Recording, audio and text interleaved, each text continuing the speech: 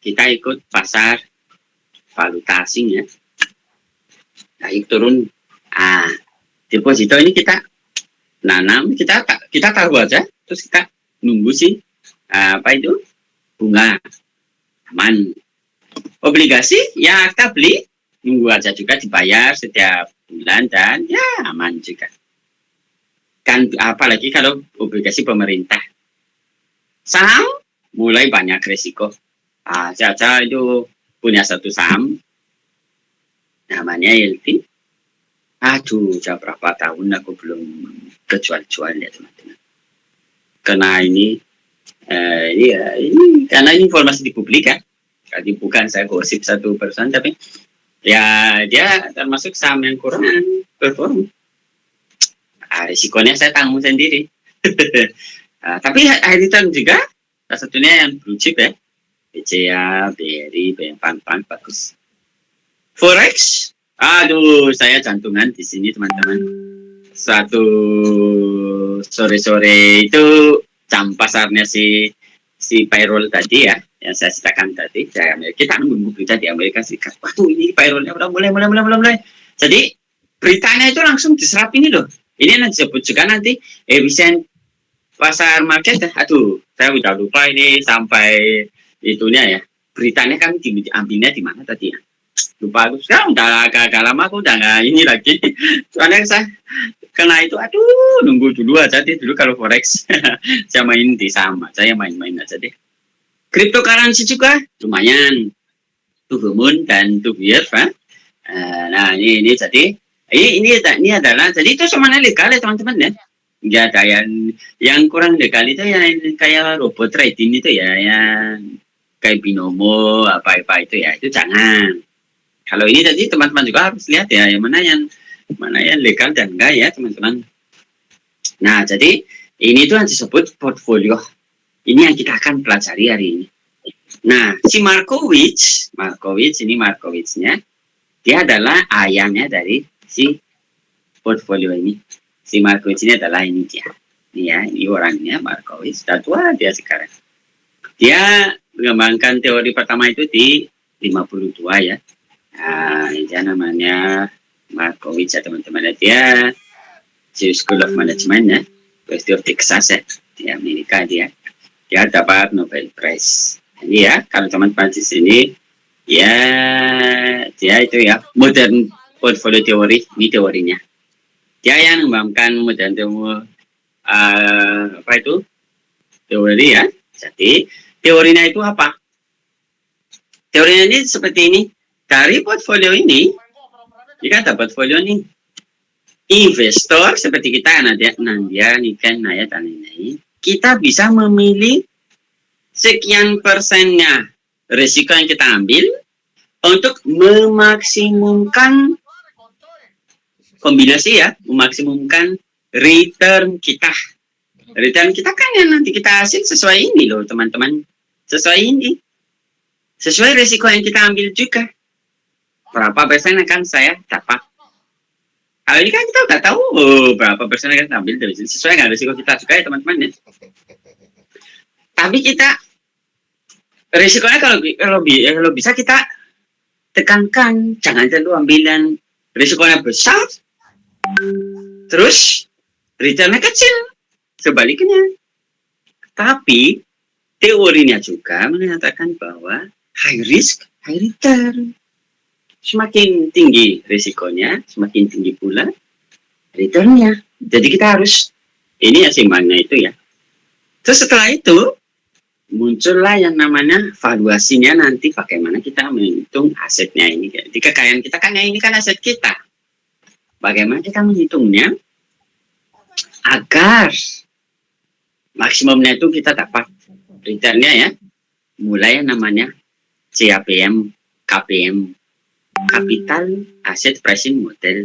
Ya Capital Asset Pricing Model ini adalah bagaimana kita menilai harganya atau returnnya berdasarkan risiko di pasar. Dia hanya cuma single faktor ya. Faktor itu adalah pasar, pergerakan pasar. Nah ini saya coba demonstrasi ini real ya. Langsung bisa diaplikasikan teorinya. Nah teorinya itu seperti ini kalau jadi ini ya. Ini dulu si Markowitz tadi ya. Markowitz ini terutama dia di ini ya 952. Ya ini yang modern ya. Modern portfolio teori ya teman-teman ya. Nah ini ya certain jadi dari risiko yang kita ambil ya, risiko levelnya ya, level yang optimal lah. Optimal itu ya jangan terlalu tinggi atau juga jangan terlalu rendah ya. Kita bisa memilih yang memperoleh return dan tinggi. Nah, dia kombinasinya dan dia juga yang mendukung diversifikasi. Jangan taruh semuanya di forex. Ini kalau cuman saya punya 20 miliar, saya taruh 20 miliar itu di forex saja deh. Karena kan harus return. Kalau di forex ini salah satunya, forex itu kita bisa langsung jual tanpa beli, langsung bisa beli dan jual. Ini dia dua arah. Beda dengan kalau saham seperti barang-barang biasa ya, kita harus beli dulu, baru kita jual di harga mahal. Kalau forex ya kita bisa langsung jual, belum beli langsung bisa jual. Nah ini dia nilainya ya. Kalau Anda salah posisi, ambil posisi 20 miliar ini sangat kecil untuk forex untuk dihabisin dalam beberapa menit saja, habis itu. Beda kalau saham masih ya lumayan ya kan, dia kan ada batasnya ARP ya, batas bawah, batas di atas ceilingnya. Kalau forex saja turun sampai dia berapapun ya sesuai yang ada di situ. Nilai sendiri mana yang lebih bagus. Dan ini sesuai dengan ini namanya sudah mulai behavioral, sesuai selera masing-masing investor. Nggak bisa kita paksa. Nah ya, harus seperti ini kan atau ini nggak bisa karena kan kita kan sesuai kesukaan risiko kita, selera akan risiko kita. Nah, ini misalnya dari sifatnya ini dia ini risk seeker ya, ini average ya, tapi ini udah risk averse banget. Ini ya teman-teman. Terus muncullah bagaimana menilainya kalau gitu. Menilainya itu adalah muncullah yang si Sharpe ya. Sharpe ini dia kan namanya KPM, Capital Asset Pricing Model. Di sini apa? Untuk menilai return, si return itu, ya itu adalah fungsi dari risiko pasar. Risiko pasar di sini diukur dari mana? Dari risk pasar dikurangi risk free. Ini disebut risk premium. Risk free ini apa? Ini adalah risiko bebas risiko ya. Itu adalah yang dari tadi suku bunga dari pemerintah. Contohnya adalah obligasi. Biasanya proksinya, ini berdasarkan pengalaman kalau di Indonesia kita pakai yang surat utang negara ya, atau BI rate. Nah, ini saya ambil BI rate, nanti saya langsung kasih teman-teman cara ambilnya. Nah, terus kita lanjut aja, kita ambil satu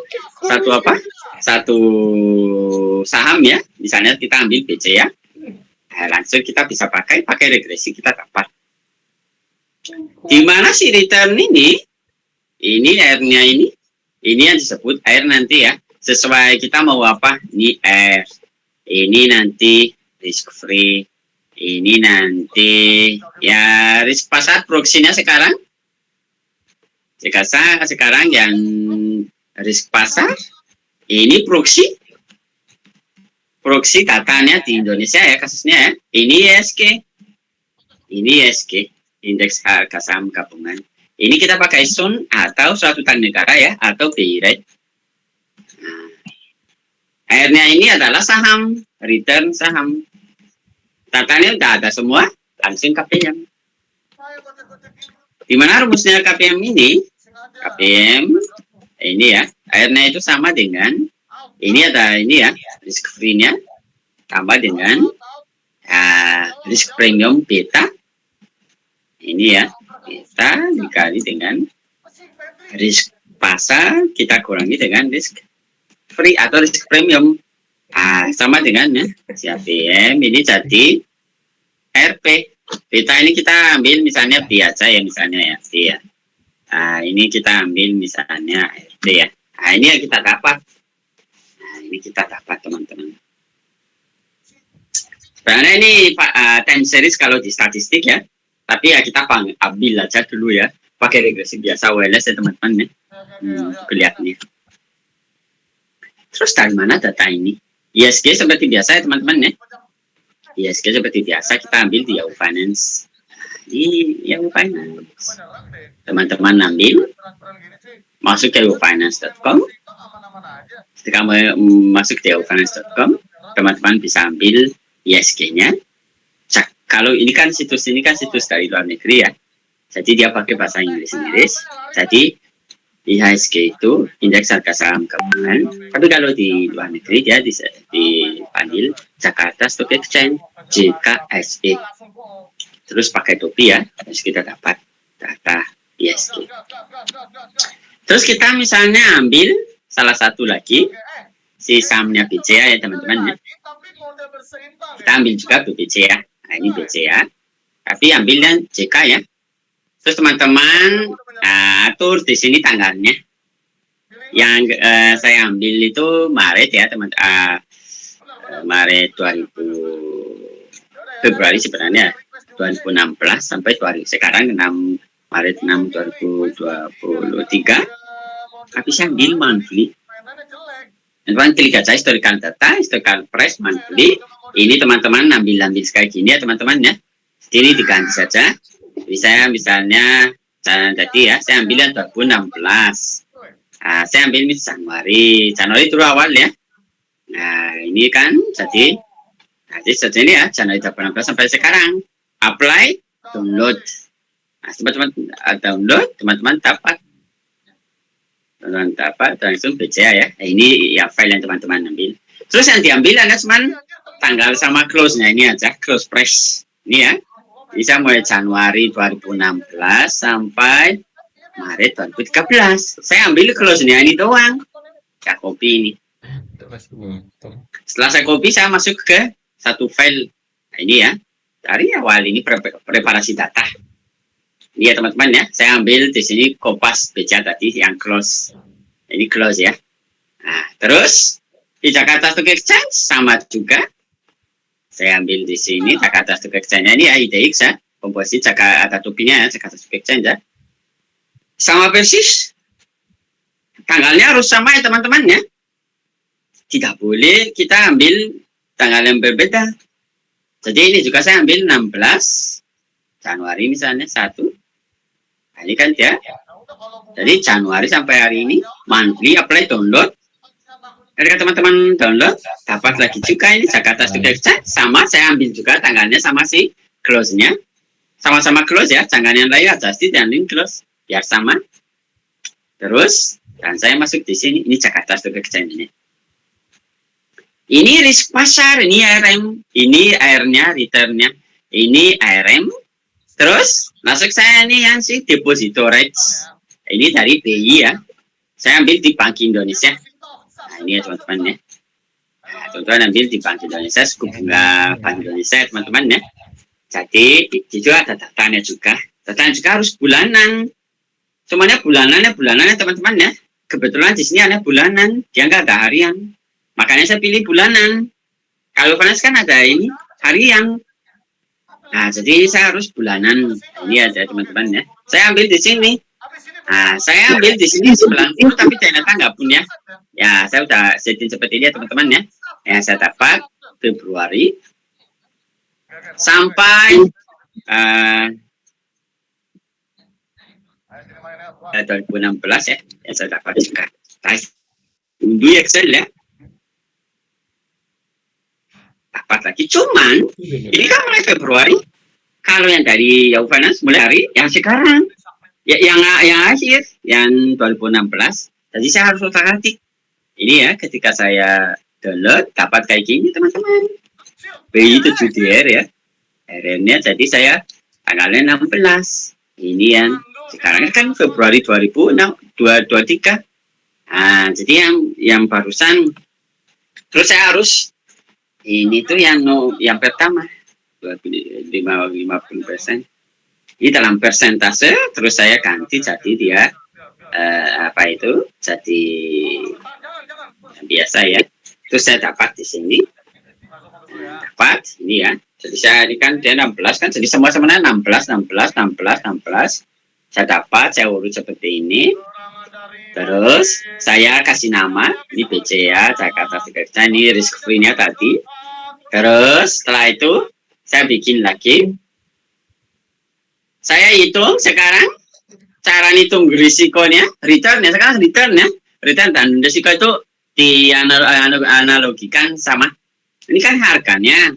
Saya cari returnnya adalah yang sebelumnya dikurangi yang saat ini dibagi saat ini. Lihat ini ya. Nah, ini 2006 ini ya dikurangi 2060 dibagi 2060 dan ini kan lebih kecil makanya itu negatif kan ya itu dia. Jakarta Sekerja sama juga. Nah, ini kan lebih kecil dari ini tapi bonus negatif. Risk free udah dalam persentase kita langsung persentase. Kita sudah punya semua. Nah kita pakai udah nggak ada rumus lagi kan. Nah, ini masih ada rumus. Nah, setelah kita punya data, ini disebut data tabulasi ya. Barusan aku tadi bikinnya. Nah, terus kita risk free-nya, risk market dikurangi risk free itu menjadi risk premium. Nah, saya punya risk datanya aja di sini dikurangi dan dapat. Terus saya run regresinya, dapat saya ini ya teman-teman ya. Jadi dapat regresinya ini tuh gampang ya teman-teman ya. Jadi misalnya ya, seperti kita statistik kalau teman-teman tahu statistik dulu ya, mungkin saya ulangi sedikit ya teman-teman di sini ya. Jadi kita itu dapat ya teman-teman harus siap-siap dulu bahwa di Excel itu ada data ini ya, data analisis, ya, data analisis. Terus teman-teman ambil regresi, terus ini ya. Ini di sini awalnya tidak ada apa-apa di sini ya kayak gini ya teman-teman ya. Terus kayak gini awal. Terus teman-teman mana Y-nya itu RM ini. Kalau saya masuk dari sini selectnya artinya ini label. Kalau saya langsung di sini nggak usah label. Arti saya biar dia ada notasinya saya masuk dari sini seleksinya sampai akhir di sini. Ini dapat ya Y-nya. Terus X-nya mulai dari sini juga. RP ini risk premium namanya. Selisih antara risk free sama risk pasar. Dapat kan? Jadi labelnya harus saya masuk. Terus putihnya saya taruh di mana? Saya taruh di sini aja deh guys. Di situ ya. Nah, di situ saya taruhnya di sini. Ya oke. Jadi kita dapat itu. Ya teman-teman ya. Jadi kita dapat. Cara mengartikannya gimana? Jadi 80 observasi ya. Kalau teman-teman lihat di sini semuanya observasi 80 ya. Nah, ini kita regresinya ya. Jadi RP-RM-nya ini ya. Nah, ini risk premium ini X-nya ini independent variable-nya. Koefisiennya apa? Koefisiennya di sini positif. Nah, positif ya teman-teman ya. Koefisien regresinya ini betanya. Koefisiennya di sini positif. Terus p-value-nya di sini. Kita bisa lihat ya. Nah, kita pakai ini guys. Signifikan guys. Nah, itu signifikan level 1% pun 5% sudah bagus. Jadi ini regresinya ya. Jadi regresinya tadi kan ya ini ya teman-teman ya. Yang saya mana tadi? Regresinya kan ini teman-teman. Ini ya. Nah, ini ya regresinya ya saya ini ya. Ini apa itu? Ini tadi yang kita punya. Jadi R-nya berapa? R-nya ini. Jadi kita dapat di sini ya teman-teman. R-nya ya ini ya. Jadi kita R-nya sama dengan Ini koefisiennya ini tambah dengan betanya. Betanya mana? Ya, betanya di sini teman-teman. Ini koefisiennya. Ini ya. Jadi risk free-nya yang kita punya tadi harusnya ini ya teman-teman ya. Intercept-nya ya. Jadi intercept-nya harusnya ini ya teman-teman ya. Ini intercept-nya kalian di sini ya. Intercept-nya harusnya sama dengan itu ya. Tapi dia ada lalu sama ya.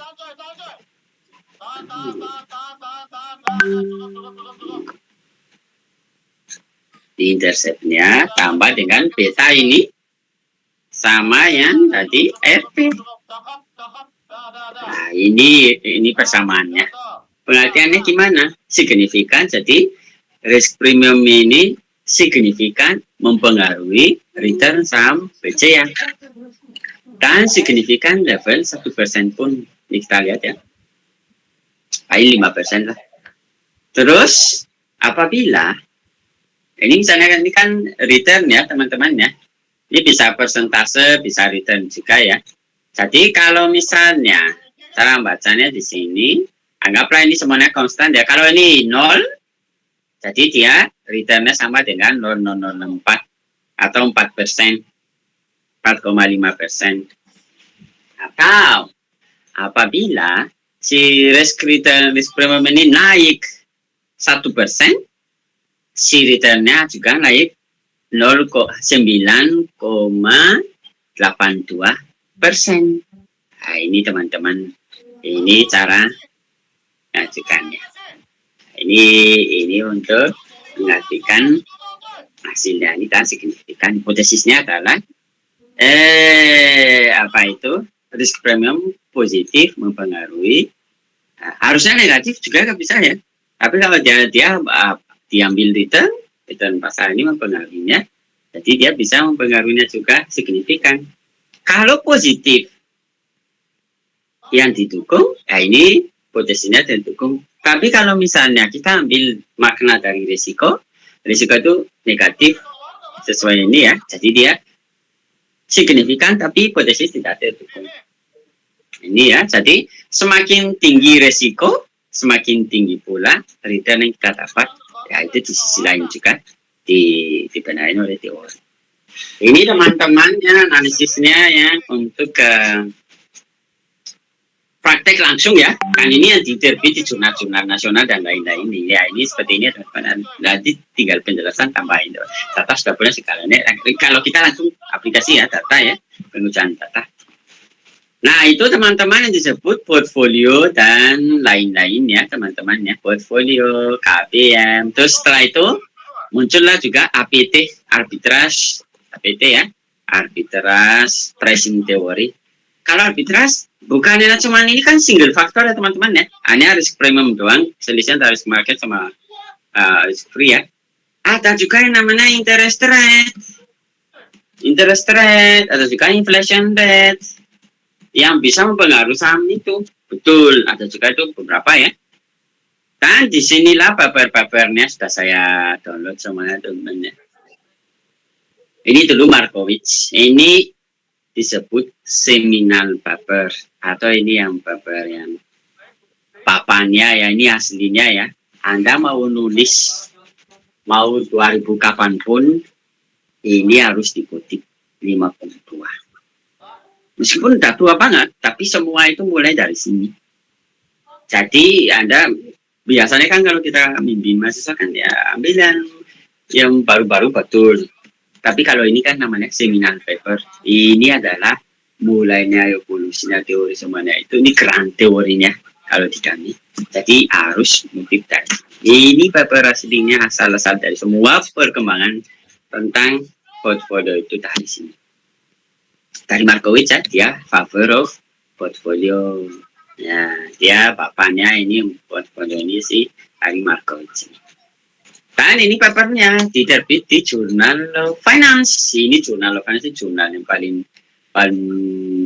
salah satu paling bagus di dunia ya teman-teman ya. Kalau teman-teman lihat rankingnya itu Ini juga teman-teman sambil ini ya bagi yang sudah mau skripsi ya. Jadi kita kan masih di SJR ya teman-teman ya. SJR rankingnya. SJR. Diomongin terus nggak tahu nggak kebayang apapun. Ya sekarang ya langsung kita aplikasi semuanya ini loh yang dimau tuh ini ya semuanya muncul. Cara ambil datanya dulu ambil data kami nggak tahu. Ya kamu pikir udah S3 kami nggak tahu apapun. Nah jadi ya sekarang jadi Journal of Finance mana Journal of Finance Journal of kita ambil view-nya ya. Ini dia Journal of Finance teman-teman. Ini Journal of Finance. Nah, ini Journal of Finance ini itu kalau di kami itu grade A, itu yang paling bagus banget ini teman-teman ya. Jadi ya ini dia rankingnya kayak gini teman-teman. Wow banget. Ini paling bagus. Q1 pula tapi SJ-nya udah 16,456 loh teman-teman. Paling bagus di antara jurnal tentang keuangan dan ini paling bagus. Dan saya mungkin impossible saya bisa publish di sini teman-teman. Kecuali kita udah bagus banget tuh. Mungkin Marco Caca kalau sekarang mau nulis di situ mungkin ditolak. Susah banget. Nah ini ya teman-teman ya. Ini paling bagus. Tapi kalau Marco mungkin bagus lah dia. Nah ini ya. Nah ini teman-teman dan ini paling bagus top di antaranya. Ini di finance ya. Di accounting juga kami punya satu ya. Accounting review, quarterly dan lain-lainnya. Ini untuk finance. Jadi ini kalau Anda mau kutip pas pakai ini di sini.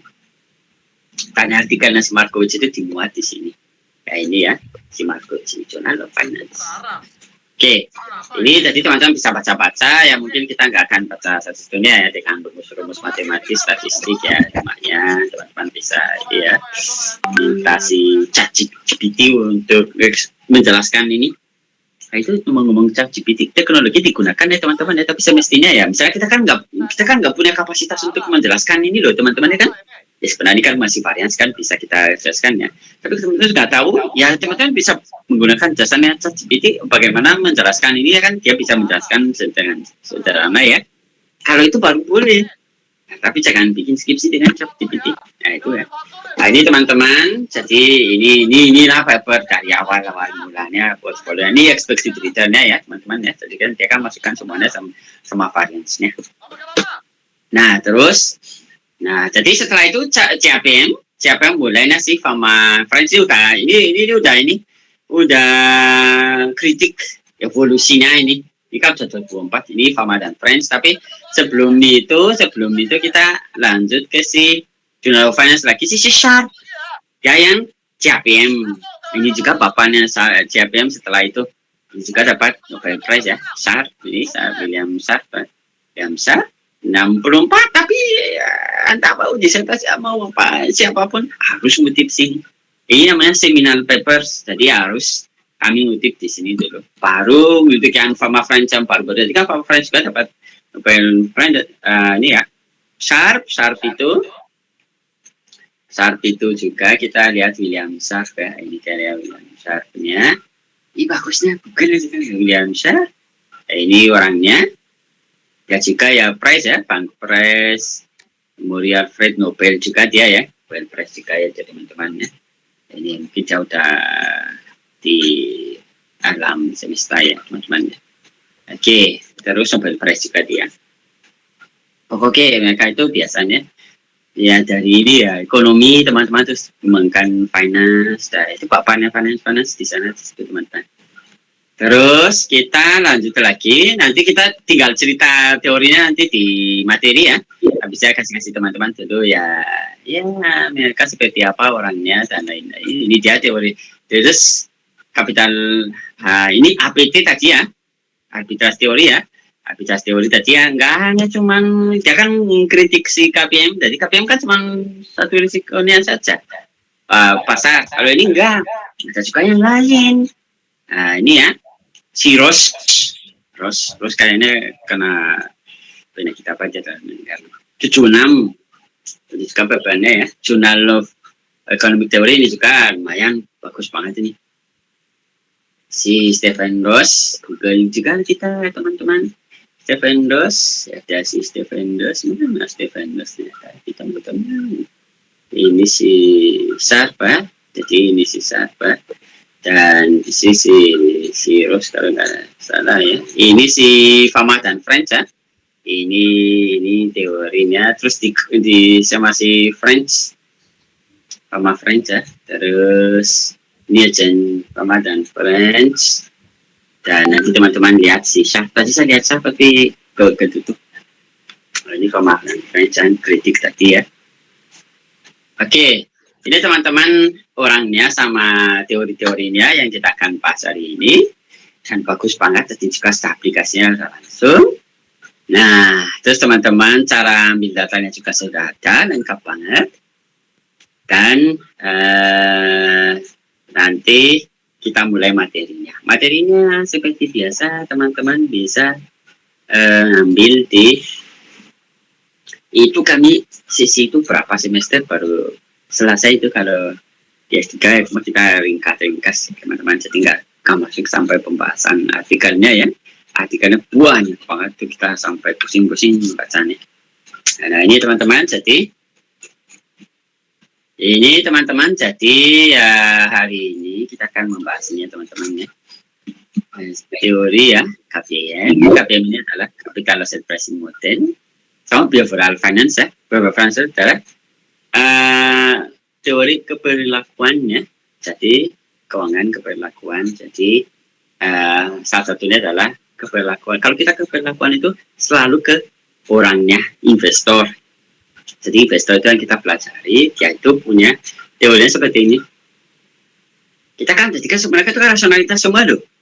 Si Markus misalnya rasional ya, risiko ditekankan, return dimaksimumkan sesuai dengan pasar, risiko pasar, ya kan? Sesuai dengan risiko yang kita ambil ya, dia belum pasar.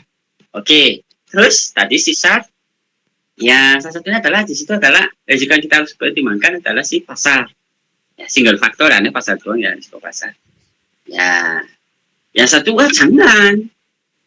Kesannya itu ada juga yang lain, interest rate, inflation rate, dan selain itu si Fama Friends, ayo kita bikin 3 faktor. Setelah itu 5 faktor dan banyak-banyak faktor yang bisa mempengaruhi return kita. Ini rasional.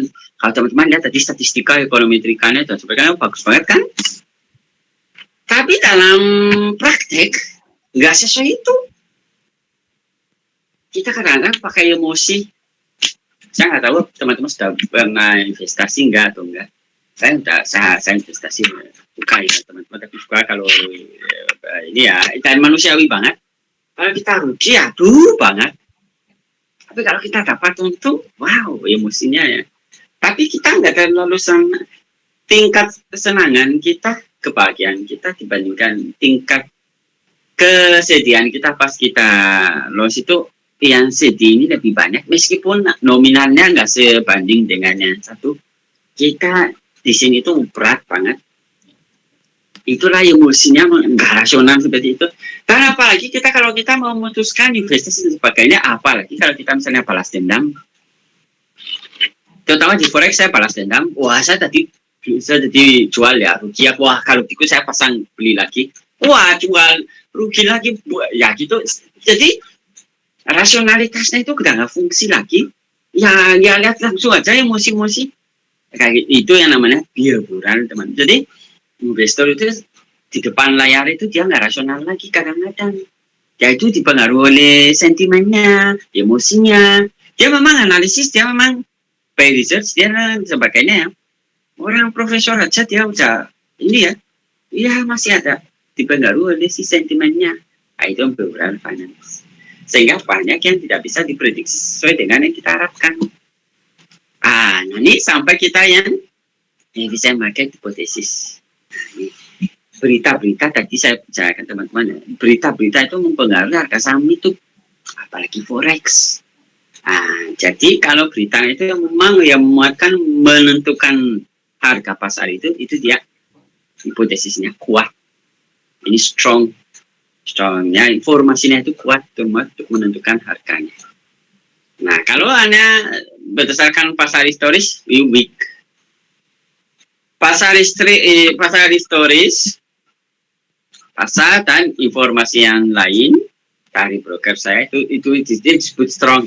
Weak dia kalau semuanya berita publik ya, dan weak dia kalau misalnya hanya data historis saja yang mempengaruhi harga pasar. Jadi semua informasi yang tersedia termasuk private dan publik itu harus bergabung baru mempengaruhi pasar, itu disebut strong form. Ini EMH ini teman-teman. Gampang banget. Kan bisa dijelaskan nanti sesuai kan fakta dan data. Ini bisa event studies, bisa langsung uji regresi seperti biasa ya teman-teman ya. Untuk kalau teman-teman nanti ambil ini sebagai skripsi atau ambil penelitian ya, jadi ini bagus. Dulu saya ambil juga ya, saya punya, kayaknya saya free factor Pharma and Friends dan saya jurnal gitu. Ini ya teman-teman ya, pakai di small, low, high dan lain-lain ya, big untuk size-nya juga. Ini teman-teman bisa ambil di sini BPT-nya ya. Terus teman-teman ambil juga di sini ya. Oh ini risk and return ya. Ini sekarang ya portfolionya teman-teman bisa bikin ini ya. Tadi seperti ini, teman-teman nggak langsung analisis seperti ini dulu ya. Tapi teman-teman salah satunya adalah bikin yang seperti saya ini, yang KPM tadi ya, pengujian ini ya sampai analisis ini ya, KPM ini disebut KPM ya teman-teman ya, KPM ini KPM. Misalnya saya mau sampai APT, taruhlah si interest rate sama si present rate ya. Saya mau masuk Pharma and Friends, masukkanlah juga lah free factor. Free factor sudah ketinggalan, sekarang udah 5 faktor, masuklah juga 5 faktor Pharma and Friends.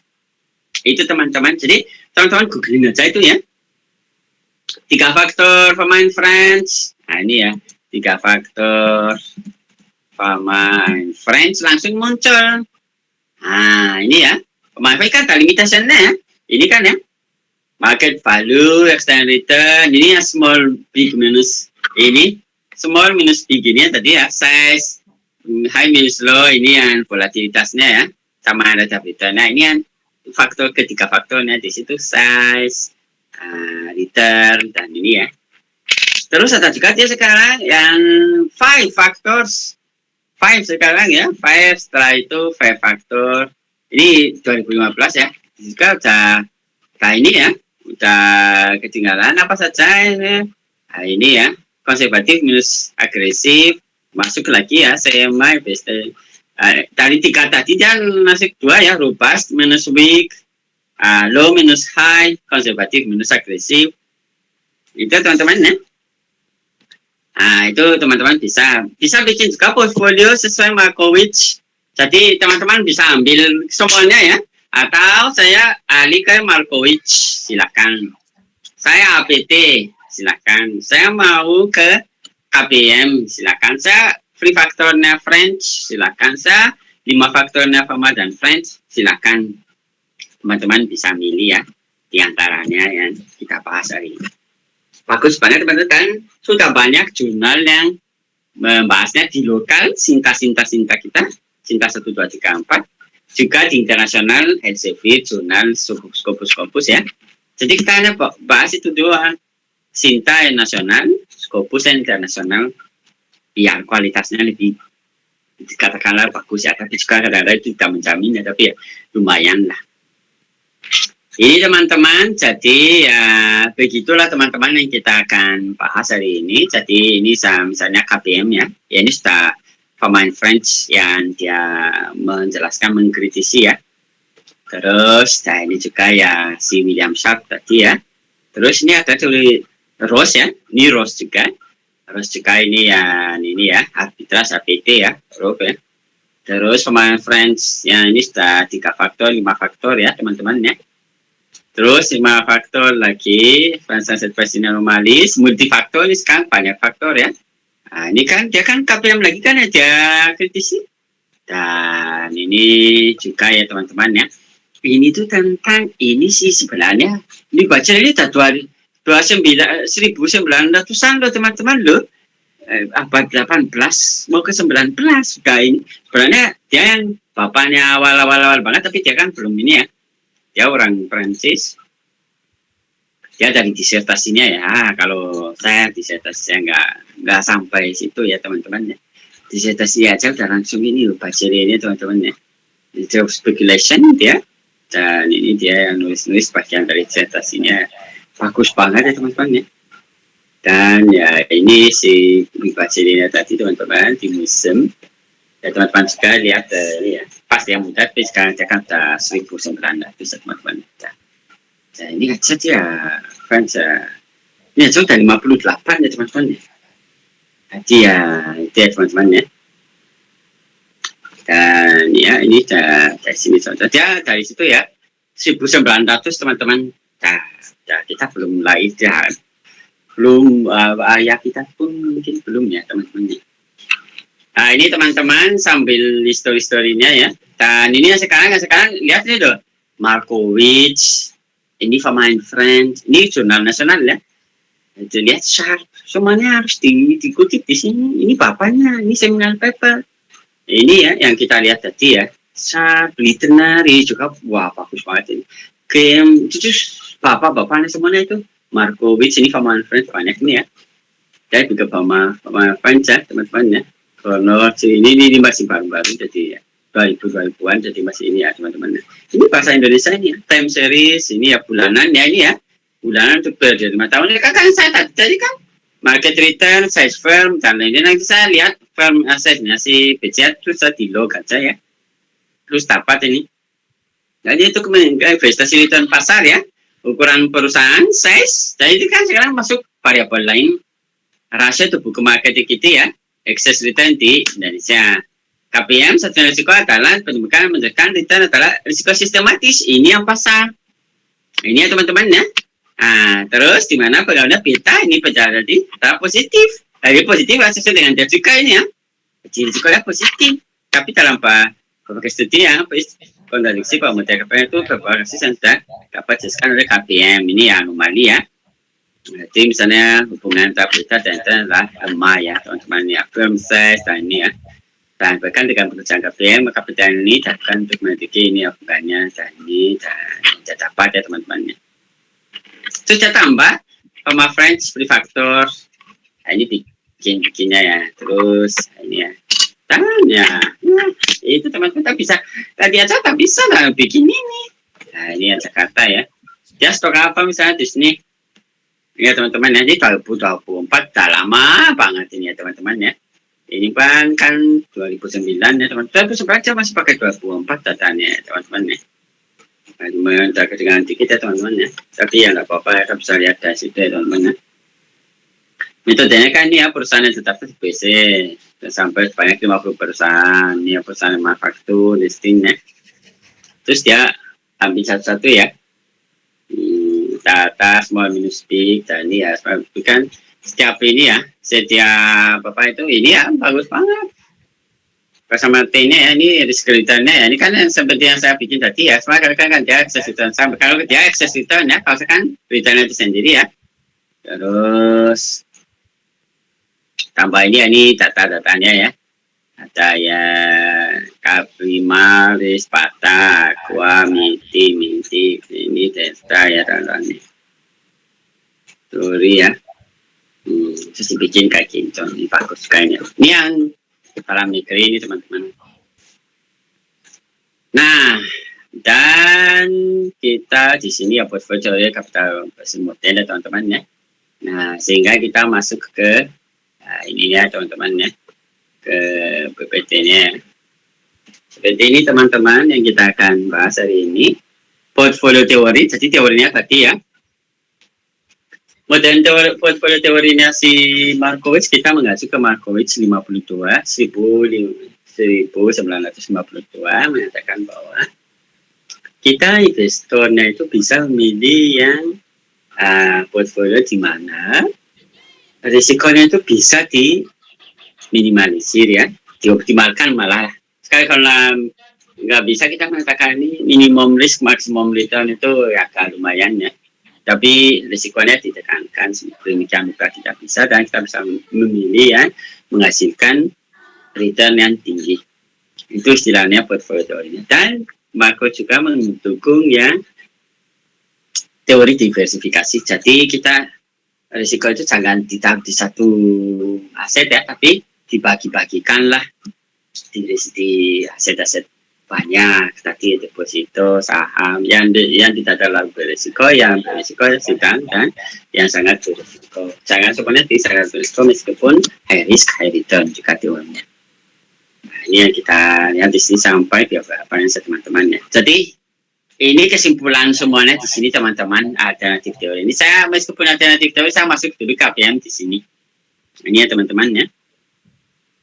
Jadi ini Harry Markowitz ya tadi ya, si bapaknya tadi ya, si Markowitz, mana tadi bapaknya, si si tadi ya,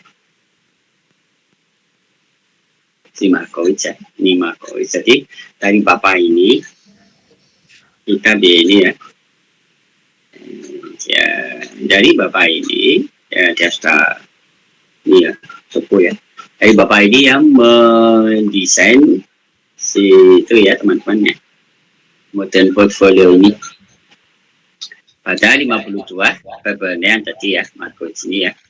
Nah, di sini teman-teman yang tadi, dari sini mulailah sengkalannya dari sini. Ya, jurnalnya itu dan judulnya adalah Portfolio Selection Harry Markowitz. Dari situlah mulai semuanya ya ini teman-teman. Teorinya adalah tadi ya, kita bisa menekankan risiko untuk memilih portfolio yang menghasilkan return yang tinggi, dan perlu kita melakukan diversifikasi untuk investasi kita. Jangan taruh dari semua keranjang telur kita di dalam satu keranjang ya. Nah, itu teman-teman, don't put all your eggs in one basket. Nah, ini ya, dan ini dia. Setelah itu muncullah teori-teori yang lain dari Sharpe, William Sharpe ya, setelahnya 64 menyatakan bahwa untuk waktu ini belum ini analisis faktor-faktor ya. Sekarang mulai muncullah faktor-faktor deskripsi mahasiswa ya. Analisis faktor-faktor yang mempengaruhi penilaian aset ya. Di sini tuh asetnya di sini adalah bisa untuk saham, bisa untuk forex, bisa untuk fixed real asset. Ini financial asset biasanya di sini ya. Nah, di sini untuk menilai return itu berdasarkan apa faktornya? Sharpe 64 menjawab, oh kalau itu ada satu faktor sangat penting, yaitu adalah pasar. Risiko pasar itu systematic risk ya.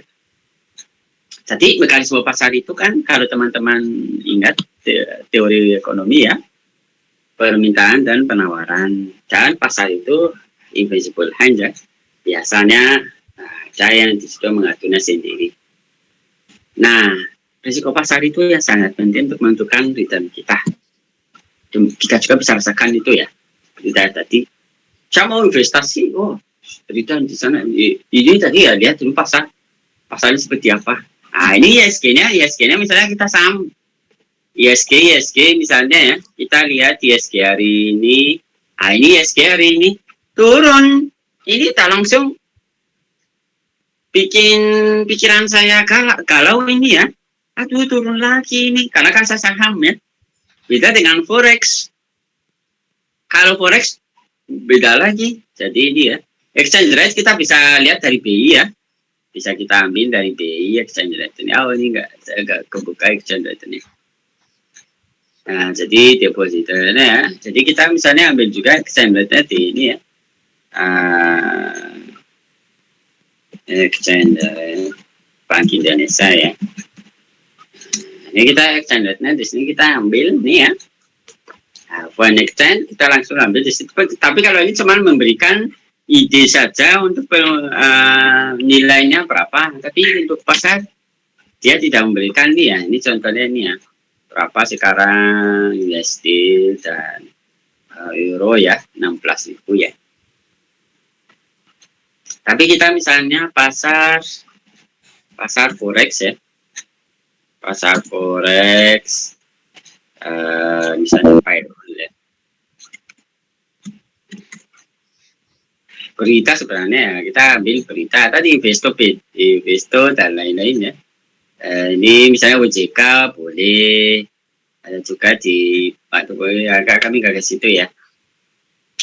Pasarnya CNBC, Investin.com. Investin bisa memberikan ini ya, berita pasar forex.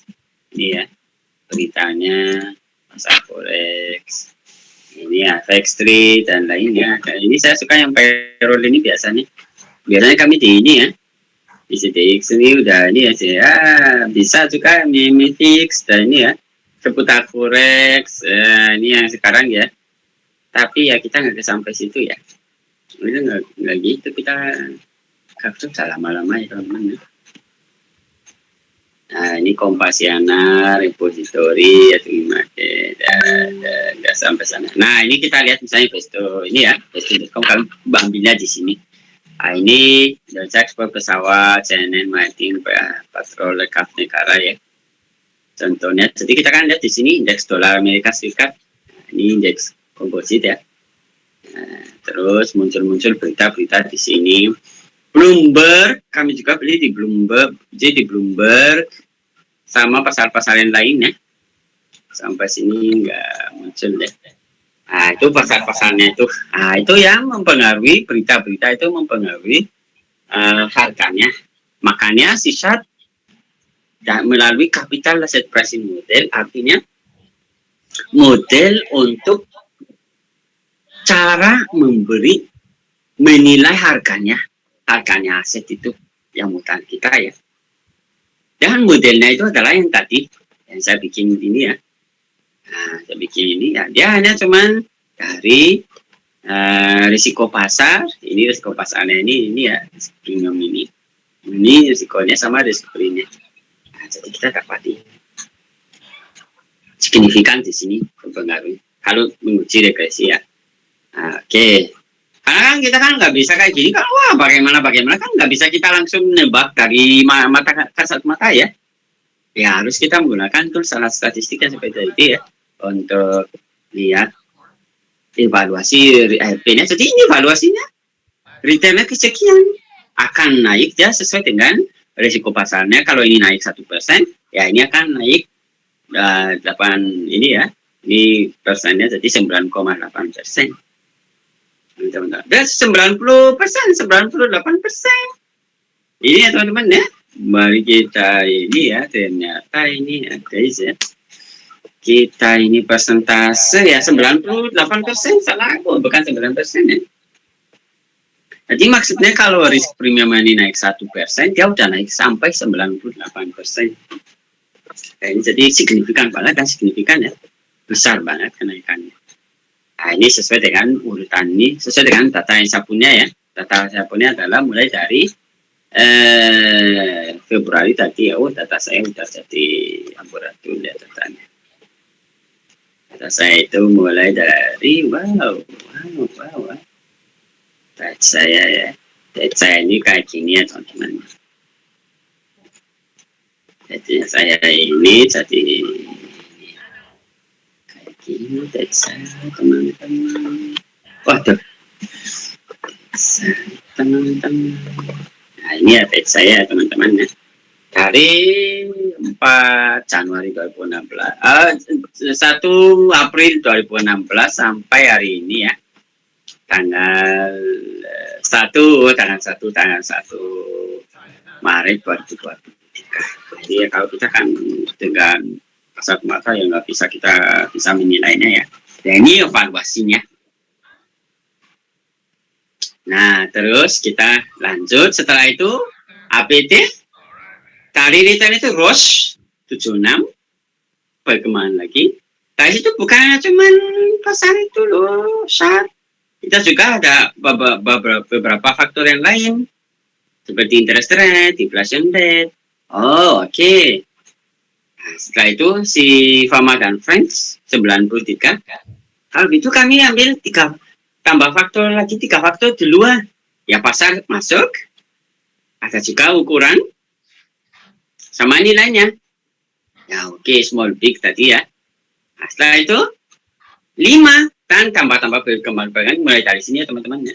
Terus biaya berlafanan sekarang ya. Jadi harga di pasar itu bisa juga dipengaruhi oleh perilaku kita.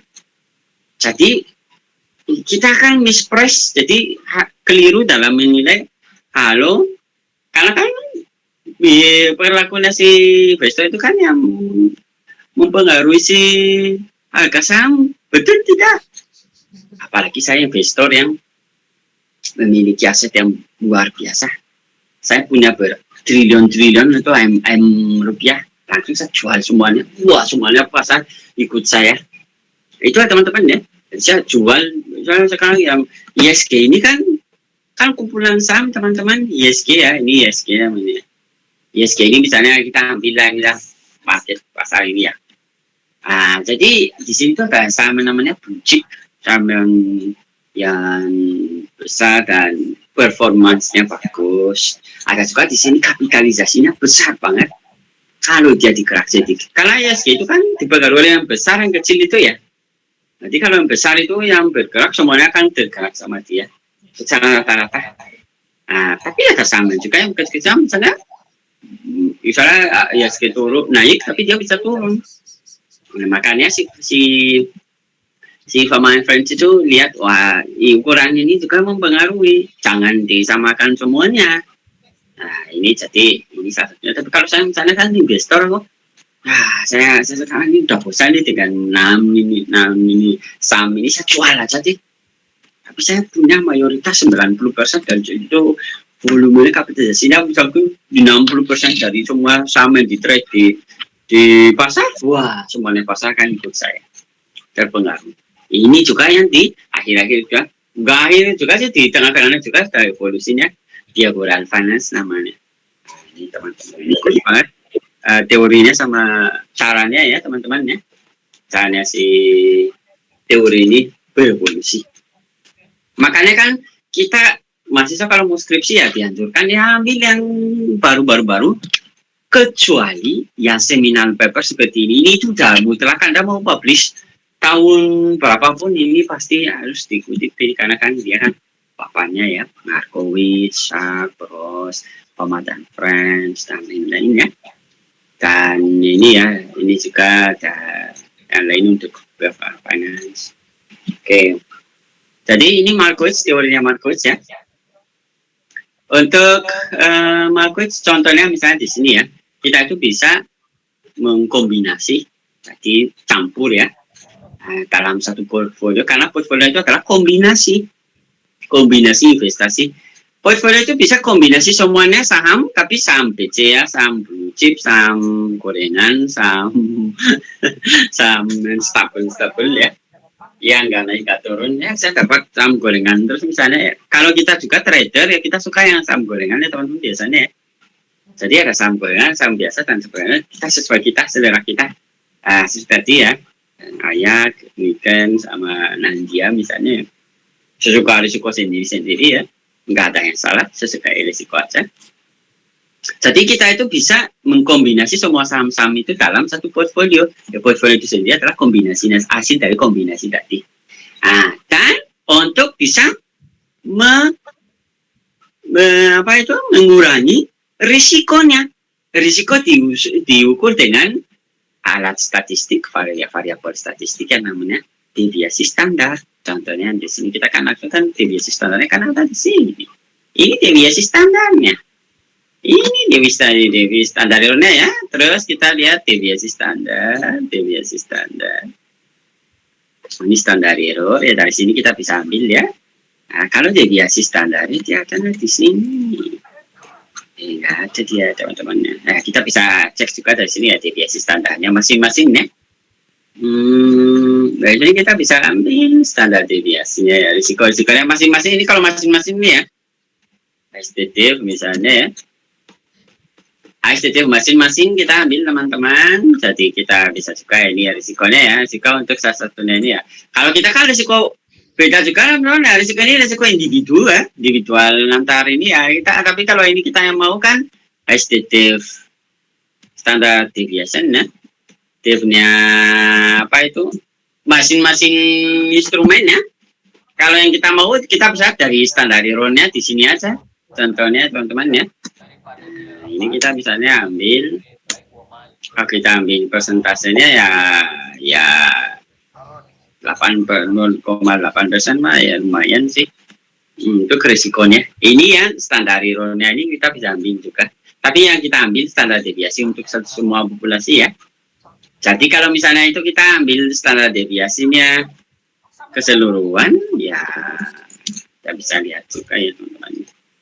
Standar deviasinya. Standar deviasinya kita misalnya ambil semuanya ya.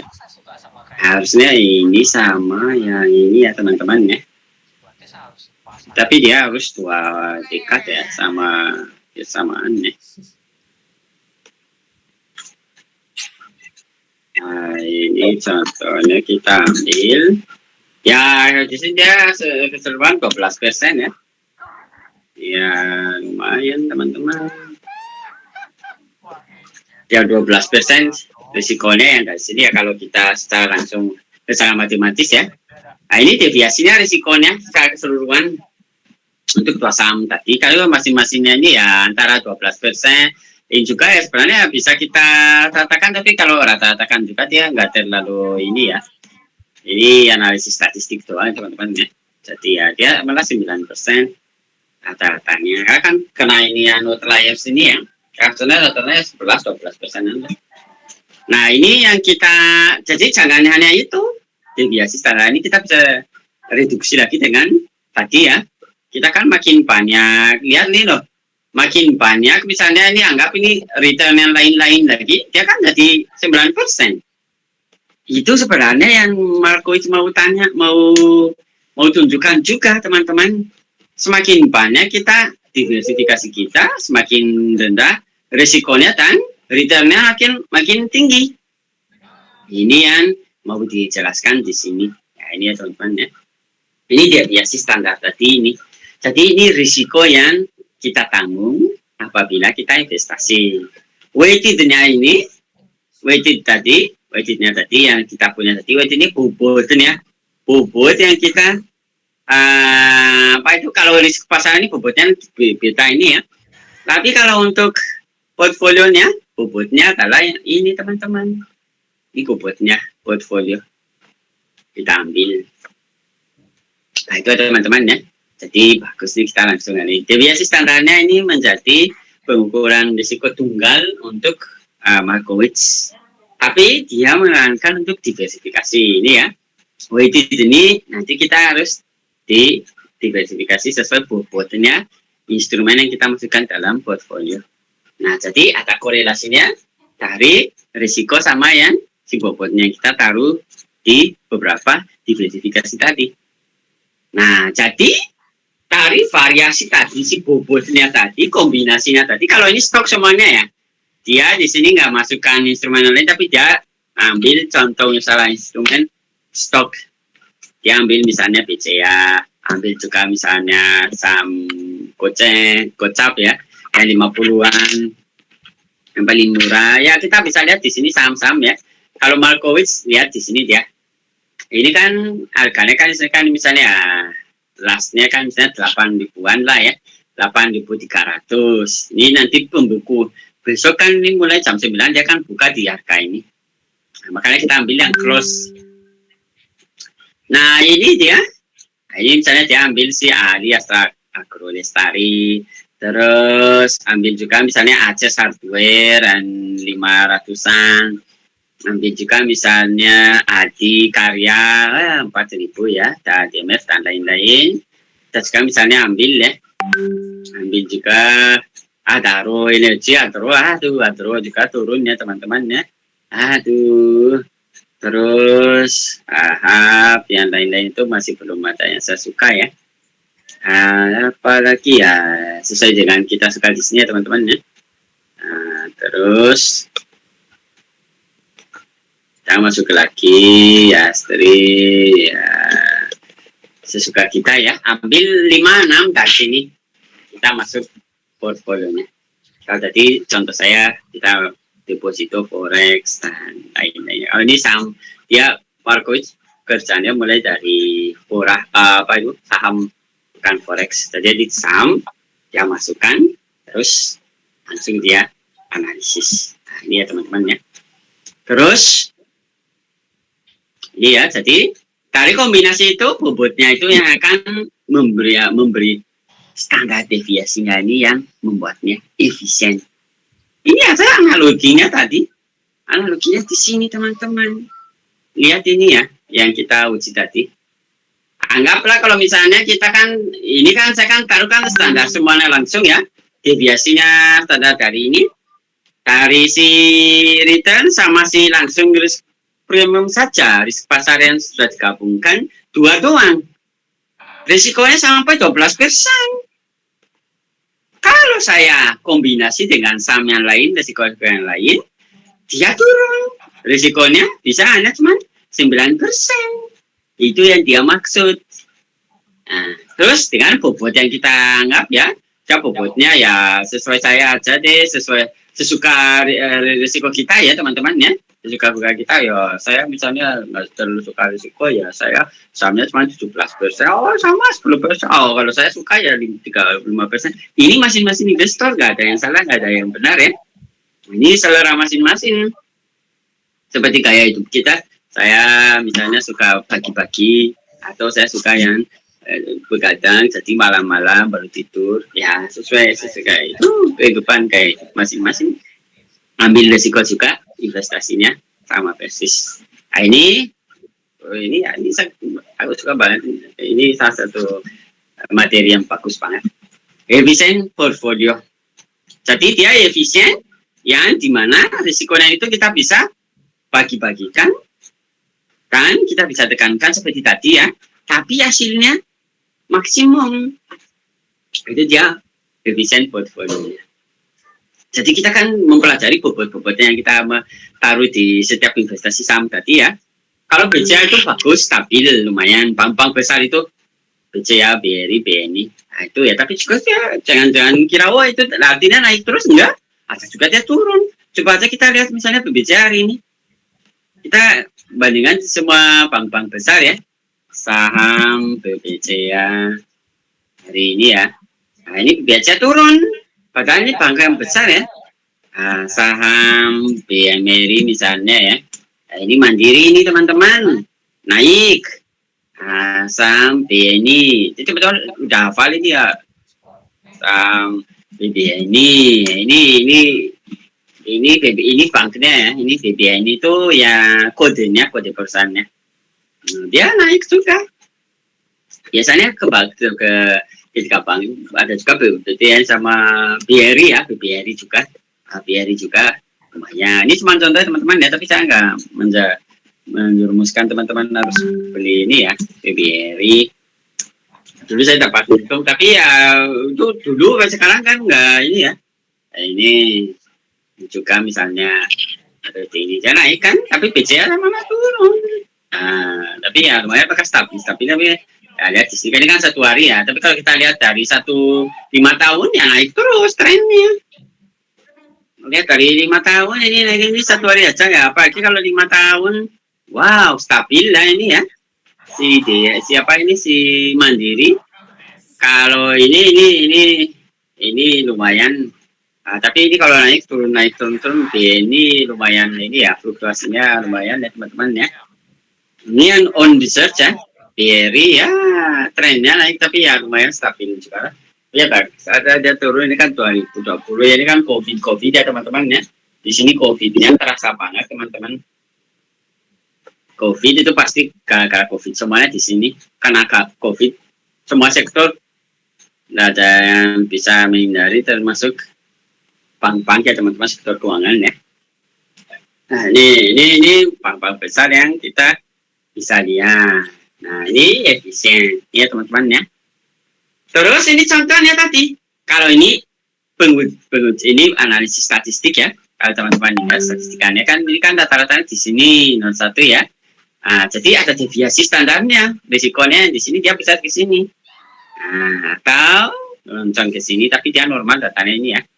Ini adalah normal distribusi normalnya ya. Seperti ini ya teman-teman ya. Jadi harganya seperti ini di sekitaran ini nanti dilihat ini tuh tadi deviasi standarnya ini dari price change ya, perubahan persentase ya. Ini tuh caranya untuk ini ya ini teman-teman, saya itu ini Nah, ini perubahannya di sini ya. Iya, benar. Perubahannya di sini. Iya, ada apa, teman-teman?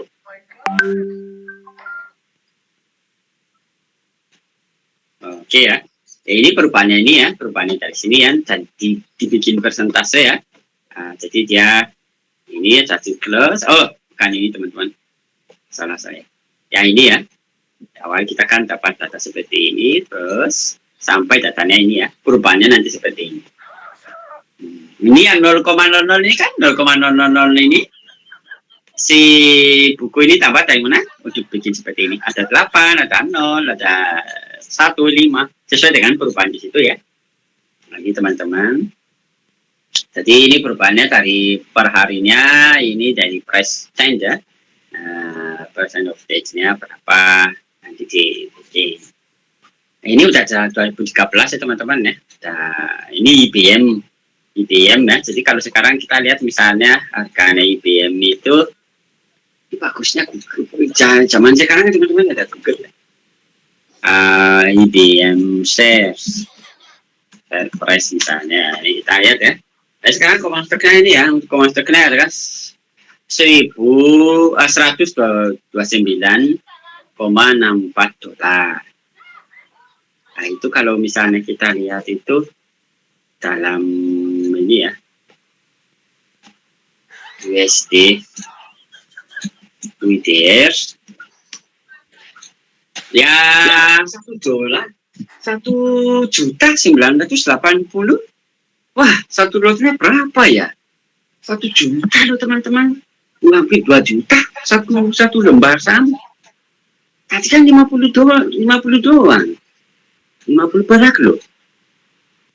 Ya ini si BCA tadi 8.000 dan sebagainya. Ini udah 1 juta satu lot. Di kita itu satu lot itu 100 lembar. Jadi kalau misalnya kita 800 itu kan, misalnya dia 100 ya. Jadi misalnya dia anggaplah sahamnya 50 ya. Kalau misalnya 50 harganya kali 100 kan baru dia 5.000. 5.000 ya. 5.000 perak satu lot. Satu lot 5.000. Ini dikali 100 udah berapa ya? Udah 100 juta Anda beli satu lot nih. Ya mahal banget ya, tapi di sana saya tahu bisa satu lembar enggak untuk lotnya. Saya belum trade di luar negeri. Saya trade di dalam aja. Teman-teman udah trade di sana ya, kalau beli satu lotnya ini ya 1 juta loh teman-teman. Aduh, banyak ya investasi ya. Nah ini karena kan kita kan masih disebut pasar kita penny stock. Penny stock itu adalah kecil-kecil ya harganya ya gitulah, minimum sampai 50 perak sudah bisa beli saham loh teman-teman, sampai banyak ya, mahal ya. Bahkan ada yang stock split terlalu mahal seperti ini, di split 2, 3, 4. Kalau ini kita ini terlalu mahal bisa di split, stock split. Nah ini teman-teman yang kita ini ada itu, saya mungkin teman-teman kalau bisa dimudah teman-teman semua, bukan karena ada yang nggak mute ya di antara teman-temannya.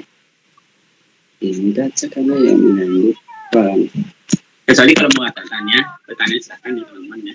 Oke, nah ini teman-teman, jadi ini untuk IBM-nya ini ya perubahannya, jadi dia distribusi normal. Terus probabilitasnya tadi ya, probabilitasnya tadi adalah kemungkinannya berapa persen dia dapat. Contohnya yang seperti ini ya teman-teman ya, yang saya jelaskan tadi si apa itu, ini ya sesuai dengan ini ya, ini yang saya menentukan. Tapi untuk probabilitasnya ini risiko dan returnnya, probabilitasnya kira-kira berapa persen Anda dapat seperti itu risikonya. Nah itu kita dapat, terus dilihat sesuai dengan IBM-nya tadi. Benchmark-nya B, misalnya sahamnya ini BCA, ini ya Adaro, dan ini berapa ya. Nah untuk efisiennya di sini, nanti. Artinya efisien itu adalah dia optimum return-nya tinggi, tapi risikonya optimal, return-nya maksimum. Ini efisien. Kalau Anda di sini ya expected return kan di sini, tapi risikonya juga bisa ya. Nah, ini deviasinya ini adalah risiko. Jadi ini mengukur risikonya. Kalau yang ini tuh mengukur expected return-nya. Jadi return yang diharapkan di sini ya. Kalau misalnya katakanlah kita di sini ya, di sini kan, di sini risikonya sekian, dan returnnya misalnya tinggi ya. Tapi dia juga kita harus lihat dulu bagaimana apakah dia bisa dicapai, tidak bisa dicapai untuk optimumnya ya. Mungkin nggak seperti ini, mungkin saja, tapi risikonya juga mungkin untuk probabilitas sampai situ mungkin sedikit. Tapi ya biasanya di sini ada untuk kalau rugi nggak terlalu rugi besar-besar juga, untung besar di sini. Oke, itu ya teman-teman ya, untuk semakin ke sini deviasi standarnya risikonya semakin tinggi yang di sini. Nah, jadi ini 40% untuk equilibriumnya ya, dengan apa ini 12% di sini ya, 12% returnnya, risikonya 16% ya, lumayan ya teman-teman, 16% seimbang. Jadi Anda bisa rugi lebih 3% kalau misalnya jarum apa itu risikonya turun ya. Terus efisien frontend nanti dibikin antara sini ya, Caterpillar sama Caterpillar, Microsoft, Edison, Newmont, Apple, Johnson, Campbell, Walmart, Ford, Dow Chemical. Nah ini ya, misalnya kita lihat Microsoft, sahamnya si Microsoft ya, kita bagus Microsoft share price ya, Microsoft share price, kita bisa lihat juga untuk share-nya, muncul dia. Nah ini ya, wah mahal juga ya, naik ya teman-teman ya, dalam 5 tahun ya lumayan ya. Kalau tadi si IBM tadi, oh ini valuta ya, ini IBM-nya ini ya, IBM nggak terlalu bagus juga ya, turun terus ya. Nah, Ford Motor Corp ya, jadi ya $13 ya, ini baru bisa kita beli ya teman-teman, $13 ya.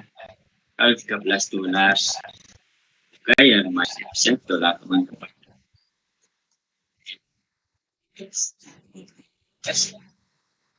Jadi 200-an lah, wah masih mahal teman-teman ya. 200-an ini sekitar. Iya teman-teman ya. Jadi ini dibikin sama ya, bisa buat fotonya pas biasa seperti ya, dibikin persen sama, terus ini portfolionya, si portfolio dibagi persentasenya, kita nanti bikin garisnya kan, portfolionya untuk 10.000 ini. Terus di sini ya, Excelnya ini kelancarannya di sini ya. Jangan melihat di sini harus kata lalu sini ya teman-teman, ini budget kombinasinya stok atau tidak stok, deviasi risikonya berapa yang diharapkan. Ini kita bisa lihat di sini, ini risk free rate-nya ya. Jadi ini risiko bebas risiko itu. Berarti segmen itu sesuai sama yang dari kuesioner kemarin ya? Depositonya.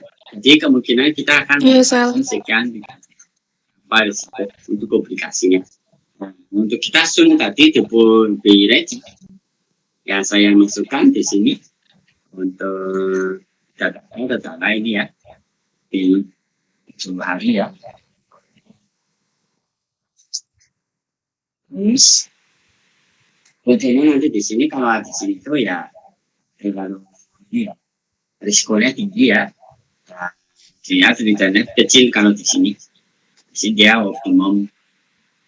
Terus kita bisa lihat di situ itu gas ini sini lebih ke mendekati si efisiensi.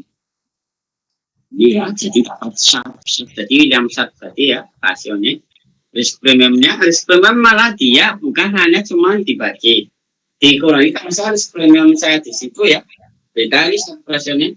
Saya tadi pakai risk premium saya kalau saya risk market kurang risk free ya. Kalau ini risk premiumnya, kalau dari risk premiumnya dikurangi risk free-nya, malah dari risk pasar dikurangi deviasi standarnya sih portfolio. Kalau ini portfolio, ini dia portfolio free sama ya deviasi standar atau risikonya portfolio. Ini beda lagi ya risk premiumnya.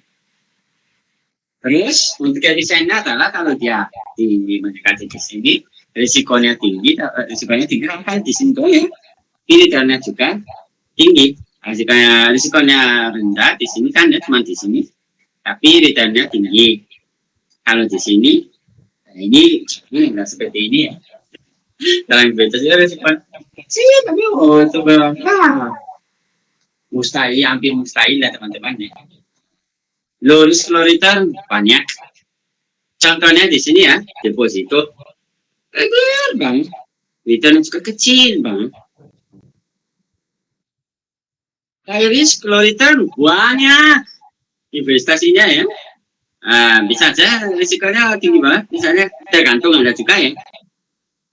Misalnya Anda analisis Anda kurang ya bisa saja itu sama bisa menjadi seperti itu atau risiko cryptocurrency Anda ya. Tapi kalau misalnya high risk high return ini udah dia makin tinggi pula returnnya saham, forex, cryptocurrency. Kalau ini high risk return ini mungkin di forward ya, forward, opsi dan lain-lain teman-teman. Juga misalnya reksadana ya, bisa juga di sini. Terus security market lain, semennya di sini di garis besar ya di sini. Yang menggambar di mana dia itu bawahnya di sini dia low return ya, dia low risikonya. Tapi semakin di sini dia akan semakin tinggi return dan return sama apa itu dibikin dia semacam apa itu linear ya, linear regression. Kalau ini kan kurva, dia bentuknya kurva. Kalau ini bisa. Jadi tujuannya sama-sama ya untuk sambil ini sama sensi mungkin ya. Terus ini macam kurva satu. Ini jenis sistem. Nah ini contohnya ya. Sini contohnya. Oke, dia dari risk free. Ini ya ini adalah KPM. Ini loh datanya sini teman-teman. Ini data saya. Data saya ini. KPM. Mana ya ini ya. KPM. Ini risk free ini ya. Jadi saya kan kalau misalnya saya ini AIDA ini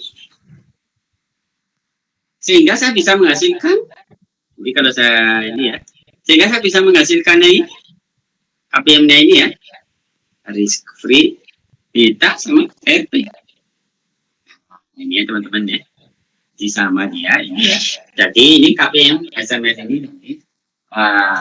ini kurvanya, kurva ini linearnya si ini. Jadi returnnya ya, segi returnnya ini adalah return dari risk free, returnnya juga sistem antara risk premium dan tidak. Kalau misalkan dia risiko dari portfolio dibagi dengan, jadi ya betanya portfolionya. Kalau ini dia risk premium lain, diamnya ya. Ini expected returnnya tadi ya, Caterpillar, Ford, Apple dan lain-lain. Contohnya di sini misalnya returnnya investornya itu dengan KPM ya.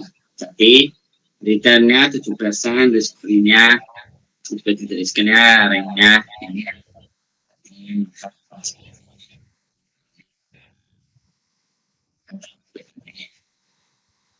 Terus dilihat ini investornya investor 1, 2, 3, 4 sampai 9 investor ya. Ini kan dan lain ini kan dia investasi di sini. Nah, portfolionya sesuai dengan risiko masing-masing yang diambilnya. Kalau ini kan sesuai dengan si saham tadi sebagai jenis kene. Terus jadi small minus big ini kita mulai sama French. Nah sekarang kan nggak hanya cuma pasar tadi, ada juga yang high minus book market ya, sama yang minus. Jadi yang besar itu kita klasifikasi menurut ukuran ada yang besar dan juga yang kecil. Tentu kita harus lihat ini menurut Fama dan French. Terus ya. Jadi alternatif dari KPM tadi ya, KPM-nya itu kan dia menerapkan hanya risiko ya, risiko pasar, risiko systematic risk, sama yang tadi beta ya, deviasi standar ya. Tapi sekarang hal lain selain itu ada juga yang faktornya Fama dan French misalnya. Ini dia interceptnya, betanya, risikonya dari faktor apa? Faktor pasar boleh, faktor interest rate makro kalau teman-teman ingat makroekonomi variabel ya, interest rate, inflation rate, GDP, unemployment rate dan lain-lain. Jadi kita bisa masuk di situ. Fama dan French masuk ukuran size ada juga dan dari ini ya pasar dan volatilitasnya. Ini ya teman-teman ya. Jadi ya ini apa sama ya faktor-faktornya ini kalau French 3 ada yang 5 ada 6 mulai dari ini. Jadi risk premiumnya sesuai dengan yang kita dapat ya, estimasi risikonya apa faktornya ya. Yield spread, interest spread ini tadi ini dari aplikasi ya. Interest rate dari dari survei ya, dari mereka bagaimana kita dari saya. Terus exchange rate ini jadi sebenarnya risk premiumnya bisa diambil di sini ya dari kurs valuta asing ya, GNP, personal product ya, GDP juga ya, inflasi, pasar, ini yang banyak faktor yang bisa dimasukkan dalamnya. Jadi nggak hanya cuma pasar yang tadi. Ini teman-teman ya. Jadi ini Fama dan French dulu faktor yang ada di cover. Jadi kita harus lihat dulu makroekonomi variabel ya. Bisa juga kalau ini sejauh ini kita sedang bicarakan hasil yang di situ kesamanya teman-teman ya. Jadi atau tidak sama. Jadi risk premiumnya adalah di sini. Terus sensitivity-nya di beta 1 beta 2 ini. Berarti itu tinggal dimasuk-masukin aja kalau screenshot-nya yang tadi dikasih sama tadi. Iya boleh. Itu yang segmen itu belum benar dari audiens kita, masih acak-acak. Ini gua akses dulu. Oke. Terus, nah itu ya teman-teman kurs. Kelihatan. Kira berikutnya siapa? Perlu nggak sih? Bisa berdasarkan mulai dari Yang pertama kita nyari apa sih yang lebih nyari Samsung itu. Tapi ada head command-nya. Di situ udah ada 8 tahun iPhone kayak gitu. Nah, kita tuh ngasih feedback ke Samsung kalau ada nih yang komen kayak gini tentang kamera kurang dari estimasi apa sih yang perlu ditingkatin dari kameranya itu. Jadi kita kayak komen kita ke Samsung itu. Matematik Semuanya tiga-tiganya sih dari smartphone, kulkas sama TV. ilmu yang eksakta. Jadi yang satu tambah satu ya. Kalau Kalau basisnya ininya udah sih screenshot-nya udah ada semuanya. Yang kemarin juga sih bisa nol. tinggal apa sih dari Mau head comment itu dikasih itu doang kayak feedback dari kita buat kasih langsung gitu.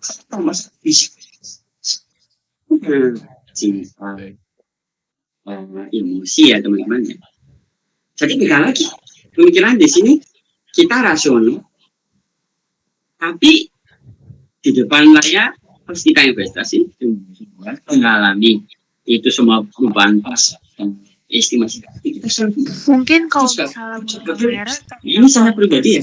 gambar kali ya, dia kan resolusinya kadang kalau misalnya masih sama iPhone ya dia kadang kayak mencipta-cipta gitu. Gimana sih yang ngomongnya? Saya juga ini akan sesuai analisis. Tapi Dia lihat Iya, tiba-tiba bahasanya itu yang takut gue dari tadi gue bingung. Jadi senang gue tahu mau apa nanyain ke kalian dulu tentang head comment bisa itu. berubah semua dia. Iya. Jadi satu persatu dari head comment itu tuh harus Bisa tahu. dijabarin gitu buat feedback, ngasih masukan ke sana itu. Pasti yang perlu diperhatiin dari head comment itu. Intinya kayak gitu tugasnya. Jadi saya jual, oh kita menang sama-sama misalnya, yang satu juara, di tengah jalan ini besok. Ternyata besok dia masih naik. Kalau saya tahan, masih saya dapat untuk lebih banyak dari dia. Nah, itu juga ikut-ikutan heading namanya. Banyak teori-teori Ini ngurus ini dulu dah. ada juga overconfidence. Leader grup kita siapa Saya yang tahu. Saya selalu tahu ini loh. Sesuai saya. Ini pasti naik. udah kok. Tidak ada yang tahu. jangan gua. Ya, ini saya akan lah. Kalau koreksi kan naik kan, ya saya akan langsung ini Nama sama ID kalian dong. turun jangan jual. Itu ya. Tapi terlalu berkompetens. Ini juga salah satu teori yang di behavioral finance berkompeten, irasionalitas investor. Kita kan kalau teman-teman coba ya teman-teman ya beli jual saham. Apalagi kalau si teman-teman itu masih muda kan ambil resiko saya kayak saya. Ya trader ya trading ya. Ya mau cepat-cepat jual, cepat-cepat beli jual, mau antum dapat untuk cepat-cepat. Investasinya kecil, mikro. Ya kita memberi tanah buat si broker tuh. Tidak jual dan beli bayar fee loh teman-teman. Kalau cuma kecil ribuan yang dapat ya menguntungkan mereka. Nah, kita harus investasinya banyak-banyak. Tapi bisa tidak ada salahnya untuk teman-teman numpahin 500.000, 200.000. Ya, 100.000 itu bisa. 500.000, 1 juta, dan lain-lain ya. Jadi teman-teman bisa sis ya teman-teman ya. Jadi Ya sih ini masuk sih kayak performanya harus ditingkatin gitu. Terus fitur-fiturnya gitu. Ya intinya kayak gini lah.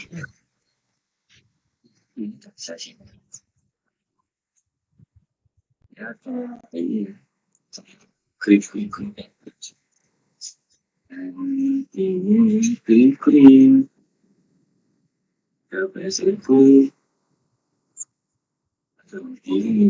bisa tambah ini. Ya itu teman-teman. Jadi ini bab 8 jadi sekarang